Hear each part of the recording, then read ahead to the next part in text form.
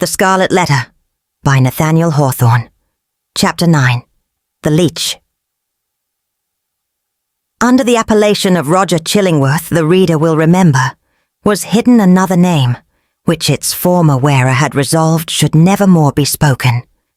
It has been related how, in the crowd that witnessed Hester Prynne's ignominious exposure, stood a man, elderly, travel-worn, who, just emerging from the perilous wilderness, beheld the woman in whom he hoped to find embodied the warmth and cheerfulness of home, set up as a type of sin before the people.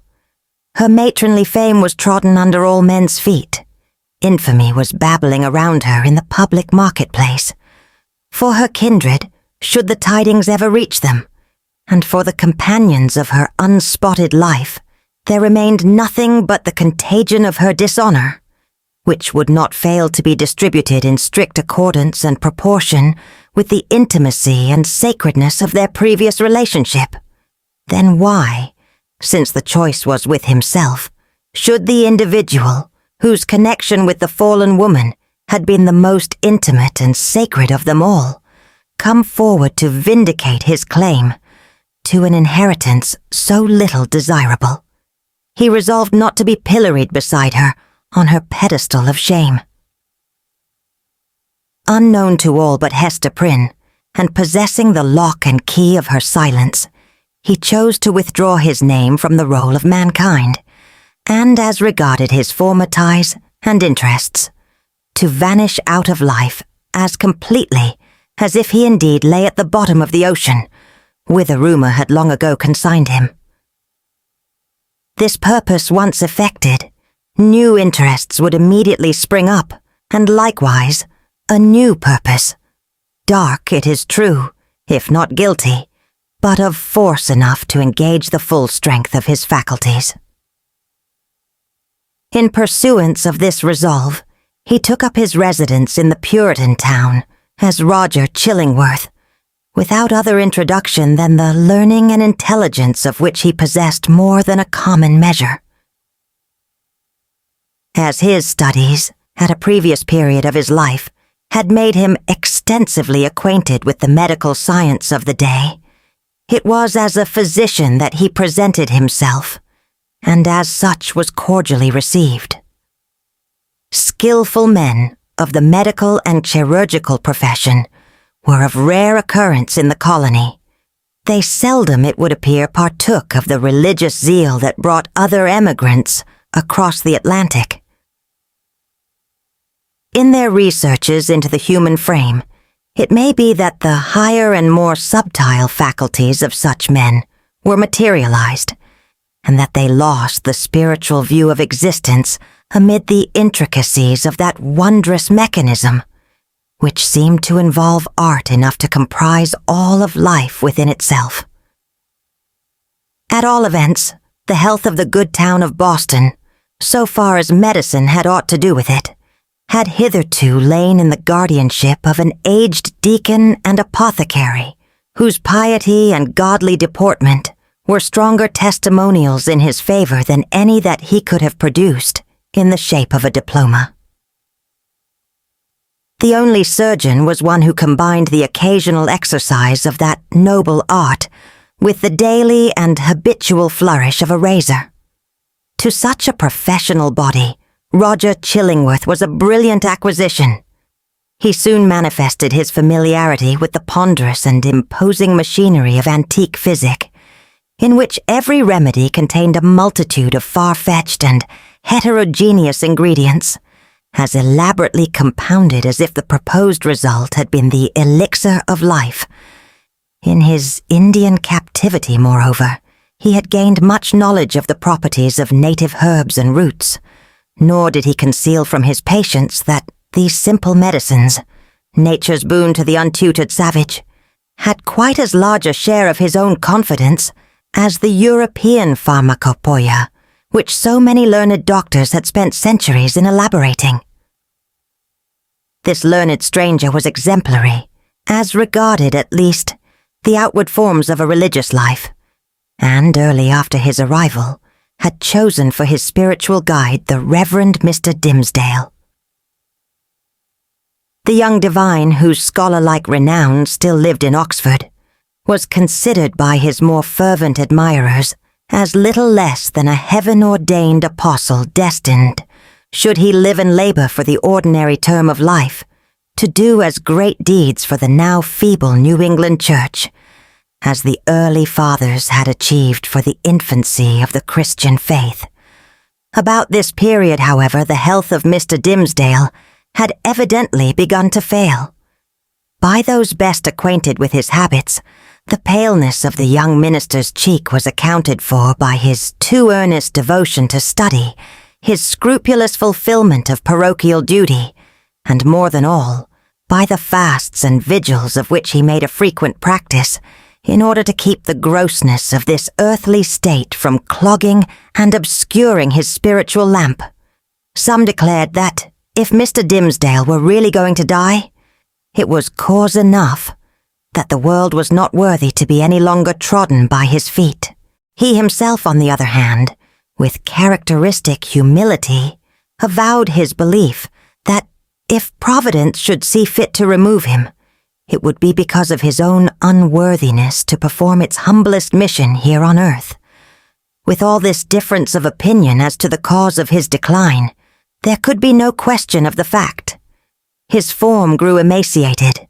His voice, though still rich and sweet, had a certain melancholy prophecy of decay in it.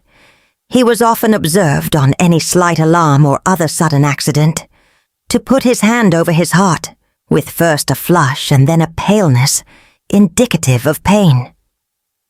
Such was the young clergyman's condition, and so imminent the prospect that his dawning light would be extinguished, all untimely, when Roger Chillingworth made his advent to the town. His first entry on the scene, few people could tell whence, dropping down, as it were, out of the sky, or starting from the nether earth, had an aspect of mystery, which was easily heightened to the miraculous. He was now known to be a man of skill. It was observed that he gathered herbs and the blossoms of wildflowers, and dug up roots, and plucked off twigs from the forest trees, like one acquainted with hidden virtues in what was valueless to common eyes. He was heard to speak of Sir Kenelm Digby and other famous men, whose scientific attainments were esteemed hardly less than supernatural, as having been his correspondents or associates. Why, with such rank in the learned world had he come hither? What could he, whose sphere was in great cities, be seeking in the wilderness?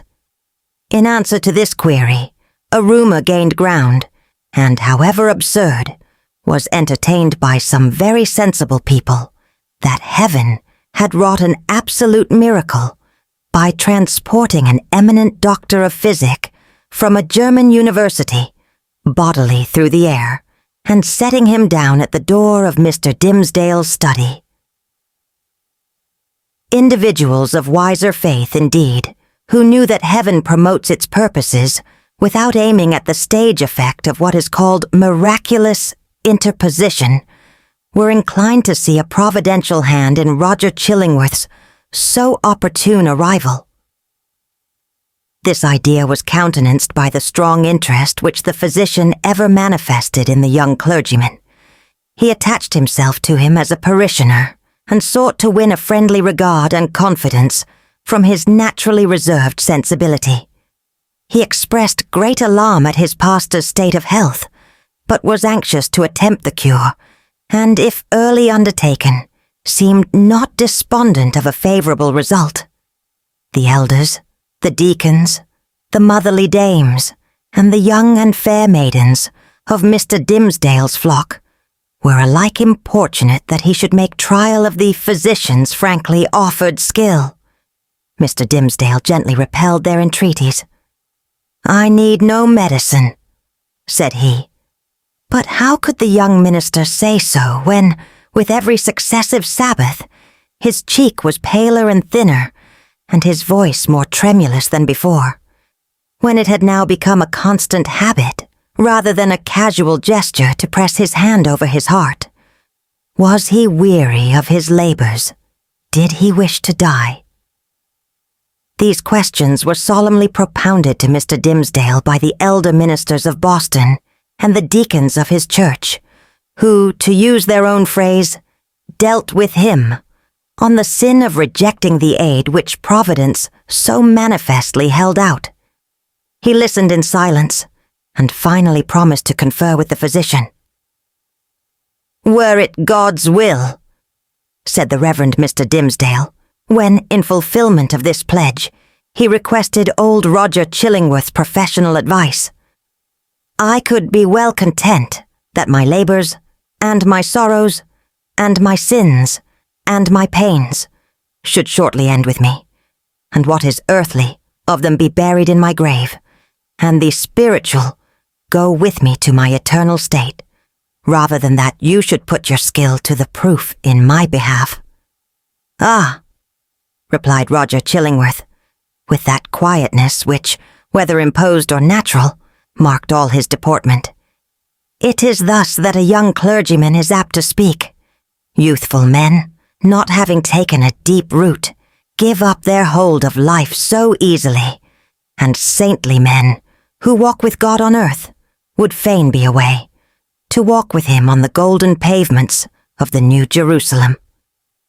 "Nay," rejoined the young minister, putting his hand to his heart, with a flush of pain flitting over his brow. "Were I worthier to walk there, I could be better content to toil here. Good men ever interpret themselves too meanly," said the physician. In this manner the mysterious old Roger Chillingworth became the medical adviser of the Reverend Mr. Dimmesdale, as not only the disease interested the physician, but he was strongly moved to look into the character and qualities of the patient. These two men, so different in age, came gradually to spend much time together. For the sake of the minister's health and to enable the leech to gather plants with healing balm in them, they took long walks on the seashore or in the forest, mingling various talk with the plash and murmur of the waves and the solemn wind anthem among the treetops. Often, likewise, one was the guest of the other in his place of study and retirement.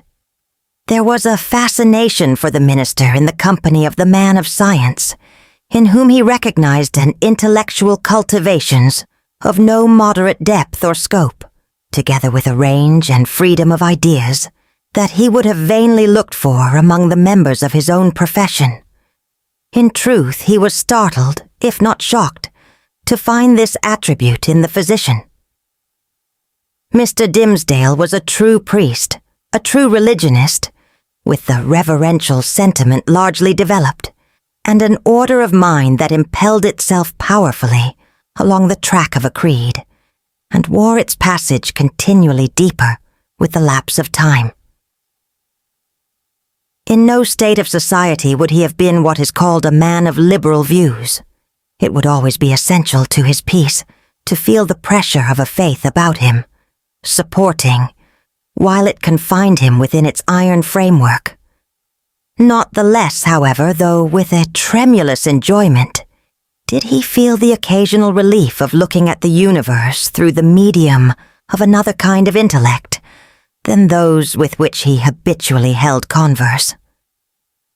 It was as if a window were thrown open, admitting a freer atmosphere into the close and stifled study, where his life was wasting itself away, amid lamplight or obstructed daybeams, and the musty fragrance, be it sensual or moral, that exhales from books. But the air was too fresh and chill to be long breathed with comfort, so the minister, and the physician with him, withdrew again within the limits of what their church defined as orthodox. Thus Roger Chillingworth scrutinized his patient carefully, both as he saw him in his ordinary life, keeping an accustomed pathway in the range of thoughts familiar to him, and as he appeared when thrown amidst other moral scenery, the novelty of which might call out something new to the surface of his character. He deemed it essential, it would seem, to know the man before attempting to do him good. Wherever there is a heart and an intellect, the diseases of the physical frame are tinged with the peculiarities of these. In Arthur Dimmesdale, thought and imagination were so active, and sensibility so intense, that the bodily infirmity would be likely to have its groundwork there.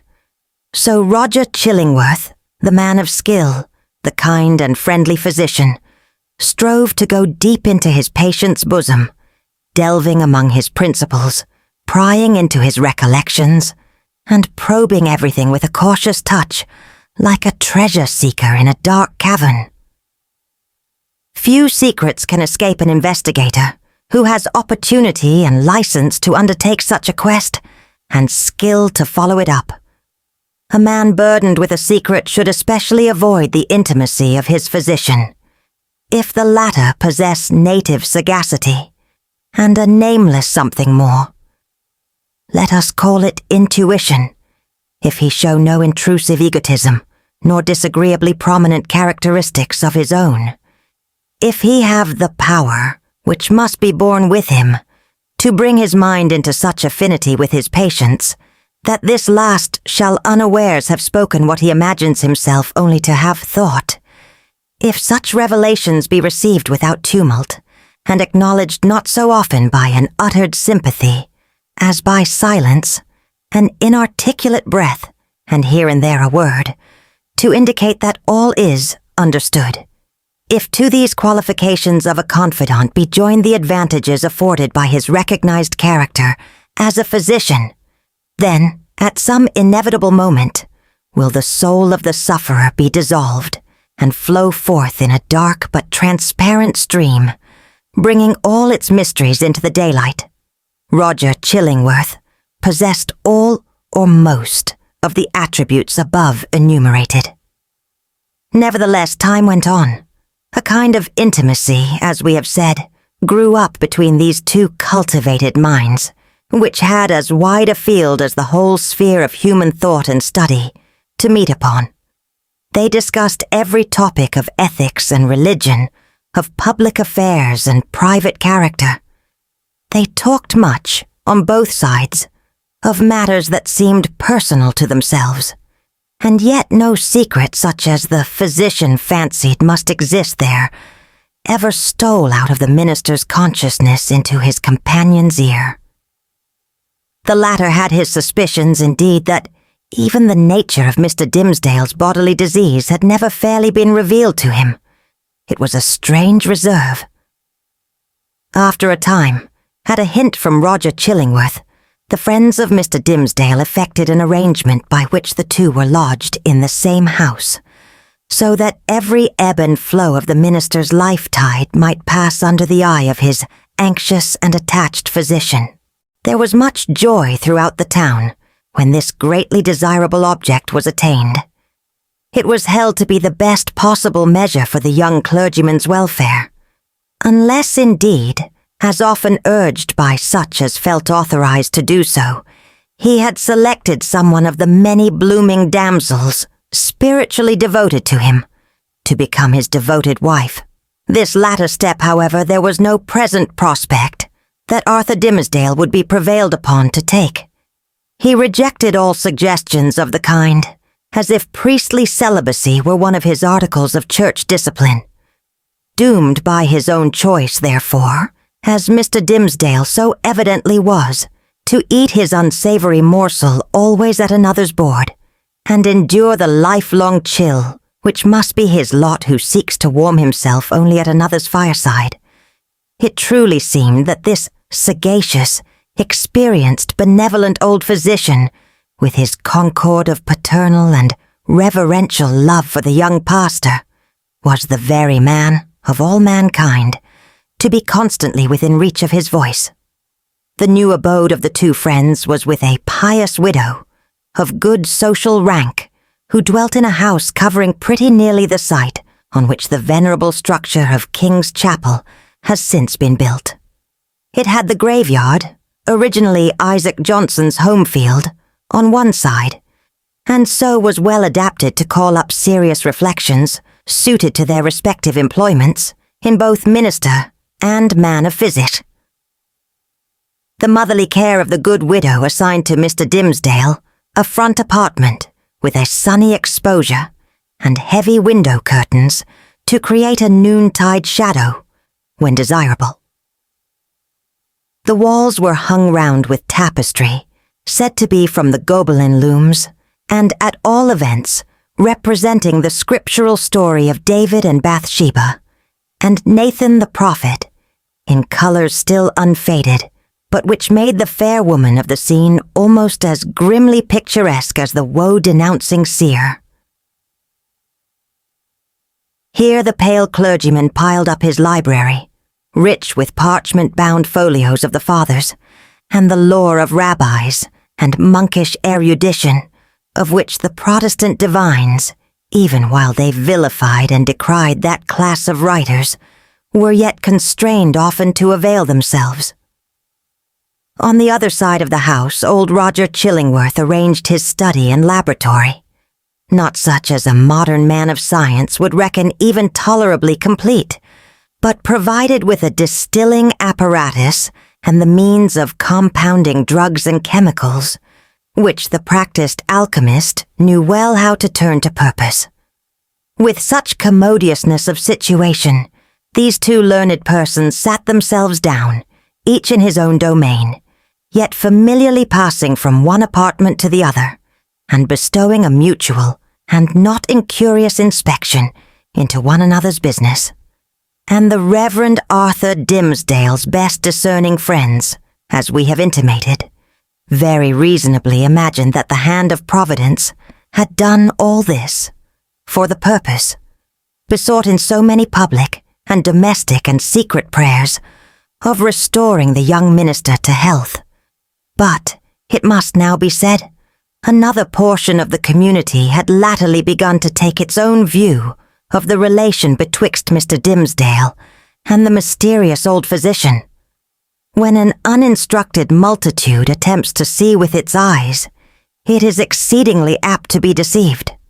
When, however, it forms its judgment, as it usually does, on the intuitions of its great and warm heart, the conclusions thus attained are often so profound and so unerring as to possess the character of truths supernaturally revealed. The people, in the case of which we speak, could justify its prejudice against Roger Chillingworth by no fact or argument worthy of serious refutation. There was an aged handicraftsman, it is true, who had been a citizen of London at the period of Sir Thomas Overbury's murder, now some 30 years agone. He testified to having seen the physician under some other name, which the narrator of the story had now forgotten, in company with Dr. Foreman, the famous old conjurer, who was implicated in the affair of Overbury.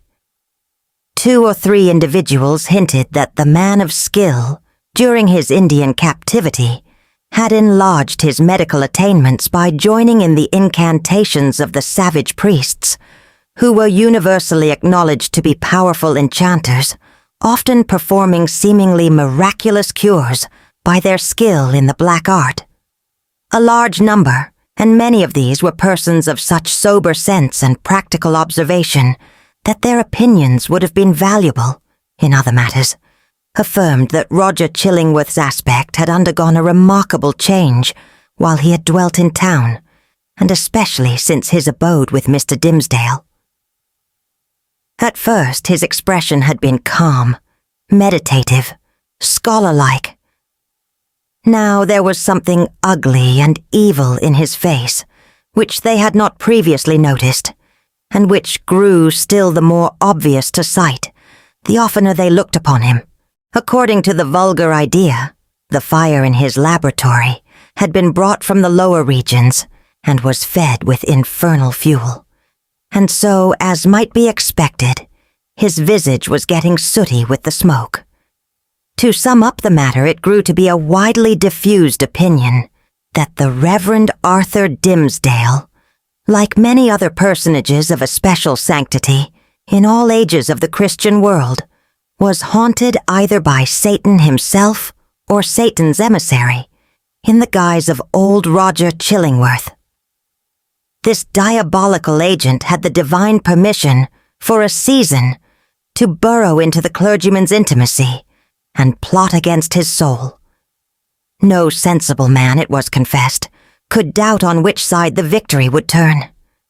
The people looked, with an unshaken hope, to see the minister come forth out of the conflict, transfigured with the glory which he would unquestionably win. Meanwhile, nevertheless, it was sad to think of the perchance mortal agony through which he must struggle towards his triumph. Alas, to judge from the gloom and terror in the depths of the poor minister's eyes, the battle was a sore one, and the victory anything but secure. Thank you for listening to Repic Audiobook. We hope you enjoyed this chapter of the Scarlet Letter. If you did, please consider giving us a like, leaving a comment with your thoughts, and subscribing to stay updated on the latest chapters. Your support helps us bring more great stories to life. Thank you, and see you in the next chapter.